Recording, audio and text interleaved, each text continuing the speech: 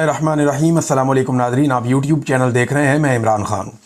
इस वीलॉग में मैं आप तक कुछ खबरें पहुंचाऊंगा जो इम्पॉर्टेंट हैं और कुछ नई चीज़ें मैं आपके सामने रखूंगा। नंबर एक तो जो कश्मीर, इसराइल, फ़लस्तीन का मामला, पाकिस्तान का रोल उसके अंदर और पाकिस्तान में जो फड्डा पड़ गया वो आपके सामने रखेंगे। पहुंचा देखिए, डोनाल्ड ट्रंप ने जो मुआहदा किया इसके ऊपर तनकीद हो रही है और लगातार तनकीद हो रही है। और ये तनकीद हुकूमत के मुखालिफिन नहीं, हुकूमत के अपने लोग भी अब कर रहे हैं। पहले ख्वाजा साद रफ़ीक को सुन लेते हैं कि ख्वाजा साद रफ़ीक ने इसके बारे में क्या कहा। ख्वाजा साद रफ़ीक ने ट्रंप का गजा अमन मनसूबा यकतरफा और नाकाबिले अमल करार दे दिया। इससे पहले जब ट्रंप ने यही वाला मनसूबा इमरान खान साहब के दौर में पेश किया था तो इमरान खान साहब ने इसके ऊपर अमल दरामद नहीं किया था, बल्कि उन्होंने इसे मुस्तरद किया था। उस दौर में जो अपोजिशन थी उसने भी इसके खिलाफ आवाज़ उठाई थी, यानी शहबाज शरीफ, ख्वाजा आसिफ, ये सारे। लेकिन बाद में क्या हुआ, अब जब ये हुकूमत में आ गए हैं तो ये लेट गए और ये जहां जहां सजदे कर रहे हैं ये इमरान खान की वजह से कर रहे हैं। इन्हें डर है कि इमरान खान पाकिस्तानी कौम के साथ मिलकर हमारा पटाखा बजा देगा, इसलिए एस्टेब्लिशमेंट और हुकूमत हर बात मानती है अपने गैर मुल्की आकाओं की। जो करवाना है आप हमसे करवा लें, ऐसा दिखाई दे रहा है। ख्वाजा साद रफ़ीक साहब ने कहा कि ये जो ट्रंप का अमन मनसूबा ये एक तरफा है, नाकाबिले अमल है और हमास को इसराइली अफवाज के सामने हथियार डालने पर मजबूर करने का एक मंसूबा है, ये उन्होंने करार दिया। इन्होंने एक्स के ऊपर अपनी एक पोस्ट लगाई है, ट्विटर के ऊपर, और अमन मंसूबे को नाकाबिले अमल करार देते हुए कहा कि यह मंसूबा सेहूनी जंगजुओं के वहशियाना हमलों को रोकने का कोई जामे तरीकाकार नहीं रखता। यह ख्वाजा साद रफ़ीक कह रहे हैं, नून लीग के अहम तरीन रहनुमा। अच्छा, ये जो बाकी लोग हैं ना, वजीर कानून हो गया, वजीर दिफा हो गया, वजीर खारजा हो गया, डिप्टी वजीर आज़म, ये सारे कह रहे हैं जी बहुत अच्छा काम हो गया। लेकिन जो असल लोग हैं पाकिस्तान मुस्लिम लीग नून के पुराने, ख्वाजा साद रफ़ीक हो गया, बाकी लोग, उनसे आप बात करें वो कहते हैं यार ये क्या कर रहे हैं, हम अपने पाँव पे कुल्हाड़ा मार रहे हैं। नून लीग के अपने लोग कह रहे हैं, पीपल्स पार्टी का जो पुराना वर्कर है वो परेशान है, ये क्या हो रहा है। इसके ऊपर ना आसान तरीका ये है कि कौमी असम्बली में बहस करवाई जाए, सारे लोग इसके ऊपर बात करें, हफ्ता है कि इसके ऊपर बहस हो, हुकूमत अपना मौक़िफ़ दे, वज़रा अपना मौक़िफ़ दें, अपोजिशन अपना मौक़िफ़ दे, सियासी जमातें बाकी जो हैं उन सबको मौका मिले, वो अपनी अपनी बात करें, कैबिनेट में रखा जाए। ये मुमकिन नहीं है ना कि एक वज़ीर आज़म या फील्ड मार्शल अपनी मर्जी से किसी मुआहदे का हिस्सा बन जाए, मुमकिन नहीं है, क्योंकि गवर्नमेंट की जो डेफिनेशन है उसमें पूरी कैबिनेट होती है और इतने अहम फैसले जो है वो पार्लियामान की मर्जी के बगैर नहीं हो सकते। तो आपको पार्लियामेंट के साथ चलना होता है, पार्लियामान को यह फैसला करना चाहिए, अवामी मुंतखब नुमाइंदों को यह हक मिलना चाहिए, किसी सरकारी ऑफिसर को नहीं मिलना चाहिए। वो तो तनख्वाह लेके काम कर रहा है, रिटायर हो जाएगा फिर पेंशन लेता रहेगा। तो अवामी मुंतखब नुमाइंदों ने अवाम को जवाब देना, तो उनको यह मौका मिलना चाहिए। वैसे उसूल तो ये है। अब इस मुआहदे के ऊपर जनाब तनकीद हो रही है। ख्वाजा साहब ने कुछ और मशवरे भी दिए हैं कि जनाब इसके अंदर क्या किया जाना चाहिए, लेकिन उन्होंने कहा यह काबिल अमल नहीं है और यकतरफा मनसूबा है। एक तरफ देखें, हमारे जो लीडर हैं वो जो इस वक्त हुकूमत में मौजूद हैं वो मंजन बेच रहे हैं कि जनाब हम फ़लस्तीनियों के साथ बहुत ज़ोर से खड़े हैं, लेकिन सेनेटर मुश्ताक जो हैं वो समंदर के अंदर ट्रैवल कर रहे हैं और गजा के बहुत करीब पहुंच गए हैं कि हम इसराइल का जो घेरा वो तोड़ेंगे। बल्कि आखिरी जो उन्होंने वीडियो बनाई उन्होंने बताया कि जनाब हमें अब इसराइली जहाज़ नज़र आ रहे हैं, उनके जो है फ़ोन हैक कर लिए गए हैं, साइबर अटैक्स उनके ऊपर हो रहे हैं, ड्रोन्स जो हैं वो उनके ऊपर मंडलाते रहते हैं। तो बार बार उनको अपने आप को, मौसम की सख्तियाँ उन्होंने देखी है। हिम्मत है वैसे मुश्ताक अहमद साहब की, ये बड़ा कठिन सफ़र करते हुए वो एक फ्रीडम मिशन लेकर जा रहे हैं गजा की जानिब और वो इस घेरे को तोड़ के अंदर दाखिल होना चाहते हैं। अल्लाह ताला उन सब की हिफाजत करे। बाकी हुकूमतें तो इस पर बात कर रही हैं, लेकिन पाकिस्तान की हुकूमत इस पर भी बात नहीं कर रही और ये ज़बानी कलामी जो है वो बने हुए हैं खैर खा फ़लस्तीनियों के। इससे पहले फ़लस्तीनियों का झंडा जिसने भी पाकिस्तान में उठाया, पाकिस्तान की रियासत ने उसको बहुत मारा। ये गुज़िश्ता चंद सालों की मैं आपको बात बता रहा हूँ, बहुत मारा। ख़ास तौर पे जब से फील्ड मार्शल आसिम मुनीर साहब आए या जनरल बाजवा साहब भी थे जब, तो इन्होंने बहुत मारा। जो भी फ़लस्तीन का नाम लेकर बाहर निकला उसके ऊपर इन्होंने अटैक किया। अब नाज़रीन, एक चीज़ और है कि इमरान खान साहब ने जो हमायत की है, और सोशल मीडिया सारा का सारा यही कह रहा है कि इमरान खान कहते हैं कि 1967 से पहले वाले फ़लस्तीन की बात की जाए। अब ये जो हुक्मरान है ये इस बारे में बात ही नहीं करते।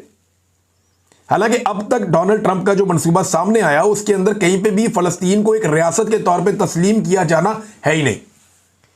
नेतन्याहू ने जो इंटरव्यू दिया उन्होंने कहा जी कि ये बात मुआहदे में कहीं नहीं है, या ये जो एक मंसूबा बनाया डोनाल्ड ट्रंप ने, इस पूरे के अंदर ये बात कहीं नहीं है कि फलस्तीन को बतौर एक रियासत तस्लीम किया जाएगा। ये इसराइल नहीं होने देगा, उन्होंने ये कह दिया। दूसरा, उन्होंने कहा कि हम गजा में से अपनी फोर्सेस भी नहीं निकाल रहे। देखिए, जो तरीकाकार है वो तो ये है कि 1967 की पोजीशन के ऊपर जाएं वापस।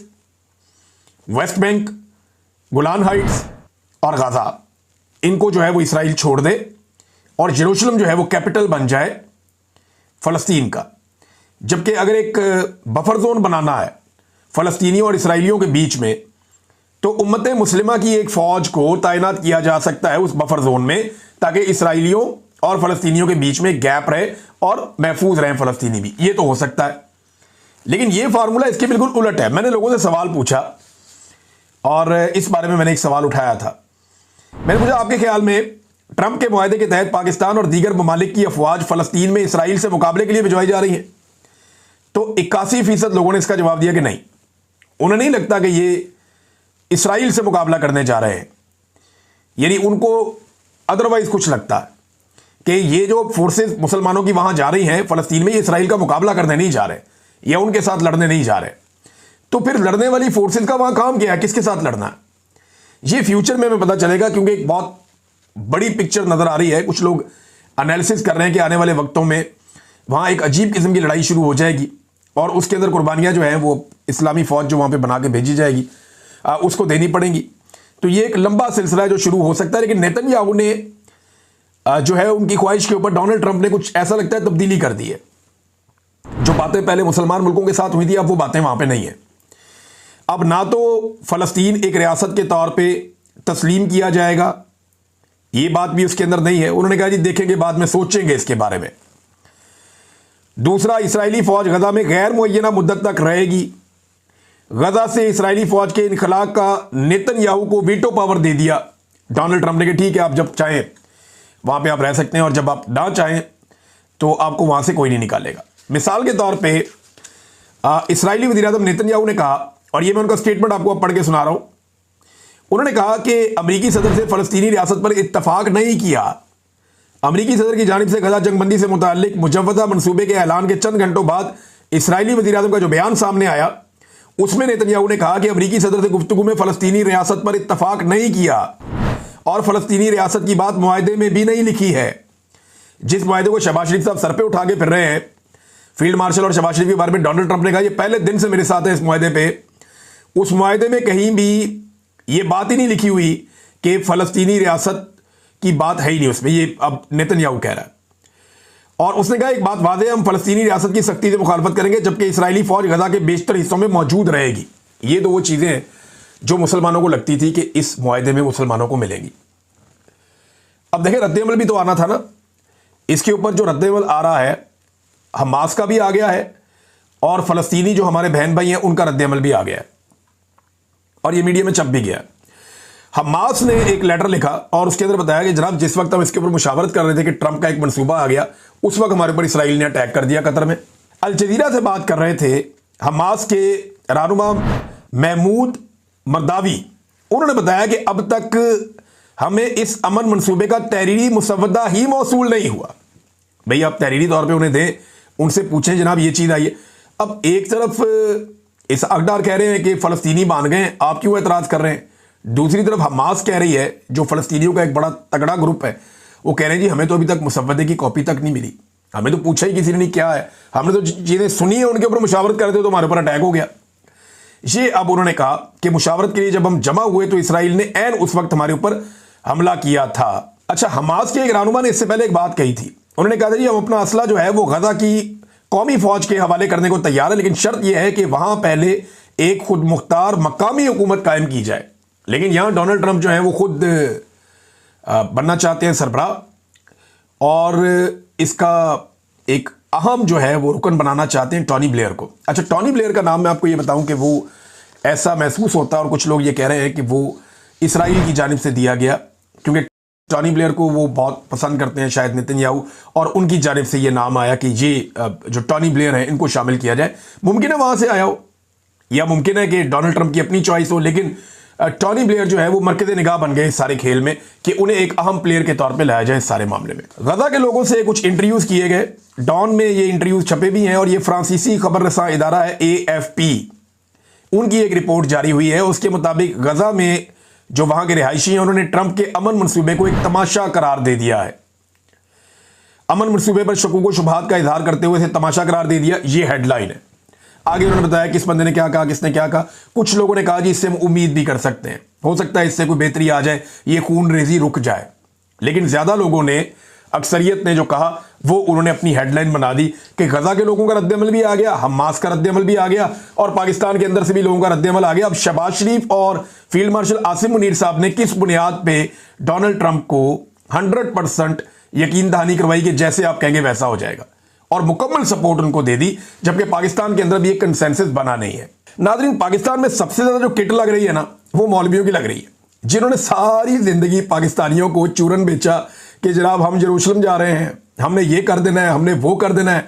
कोई नाम लेके दिखाए, कोई ये करके दिखाए, कोई ये वाली बात करके दिखाए, हम वो कर देंगे। उधर जनाब शहबाज शरीफ साहब के फोटोज आ रहे हैं बेहतरीन किस्म के, खुशगवार मूड के अंदर, अमेरिकन जूश कांग्रेस के सदर के साथ, और जनाब साथ वफद के अंदर एक खातून मौजूद हैं जो प्रो इसराइल हैं बहुत ज़्यादा, और उनको एक्सेस भी है शहबाज शरीफ साहब के जो है वो सीक्रेट फाइल्स तक, और वो ये क्लेम भी करती हैं कि पाकिस्तान इसराइल को तस्लीम कर ले और कर लेगा। तो ये बड़ी इंटरेस्टिंग चीज़ है। लेकिन इसके ऊपर जो सबसे ज़्यादा मज़ा आ रहा है ना, वो मौलवियों का आ रहा है जिन्होंने सारी ज़िंदगी कौम को बेवकूफ़ बना के माल बनाया। ये मुल्ला मिलिट्री अलायंस ने मिल के कौम को बेवकूफ़ बनाया और कौम को ये कहते हैं कि अपने जनाब फलानी भी जंग लड़नी है तो फलानी भी जंग लड़नी है, और इन्होंने बड़ी बड़ी तकरीरें की। लेकिन आज ये दोनों बिल्कुल ऐसे चुप बैठे, सुम्मुम बुकमुन, यानी बिल्कुल खामोश, चुप, गुमसुम, चूड़ी निकल रही इनकी।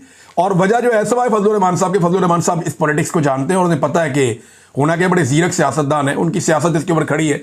उन्होंने स्टेटमेंट देने शुरू किए, लेकिन मेरा नहीं ख्याल कि एस्टेब्लिशमेंट के लिए फजलुर रहमान साहब कोई मुश्किल बनेंगे अगर वो ये फैसला कर लेंगे। फजलुर रहमान साहब कोई ना कोई रास्ता निकाल लेते होते हैं, यहां से भी निकल ही आएगा। नाज़रीन,